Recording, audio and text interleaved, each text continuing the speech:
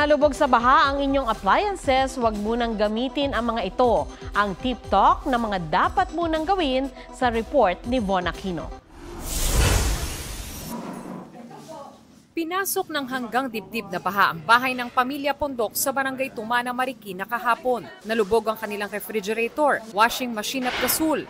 Nilinis na muna nila ito at pinapatuyo habang wala pang kuryente. Hindi muna namin sinasakas kasi naranasan na po namin nung undoy na kumislap, nag-apoy na po talaga siya, yung kuryente. Pati mga negosyo sa Marikina, hindi rin nakaligtas sa baha. Ang mga printer at TV ng photo and video business office na ito, binaha at hindi na magamit. I asked an electrician to check it first. So bawal kayong mag-on ng any appliance na halos, lalo na yung mga plugs, yung mga sockets, bawal.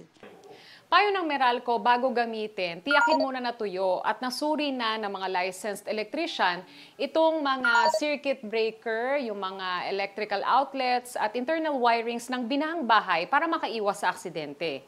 Yung tubig at saka yung kuryente, that is a very deadly combination. Gumamit ng guantes na gawa sa goma at sapatos na goma din ang suelas o bota para nang sa ganon kung magwe-wade ka dun sa tinatawag na tubig baha ay hindi ka malalagay sa peligro. Iwasan din daw ang paglapit sa live wire. Payo naman ng Office of Civil Defense, pagbalik sa bahay, mag-ingat sa mga posibleng pagsabog ng gas at mapanganib na mga hayop tulad ng ahas. Gumamit ang flashlight at iwasan ang paggamit ng sulo o anumang sinisindihang mga bagay.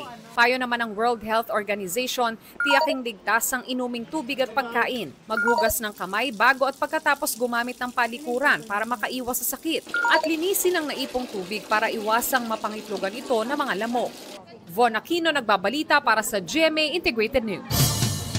Mga kapuso, alamin ang State of the Nation. Mag-subscribe sa GMA Integrated News sa YouTube. Sa ating mga kapuso abroad, samahan niyo kami sa GMA Pinoy TV at sa www.gmanews.tv.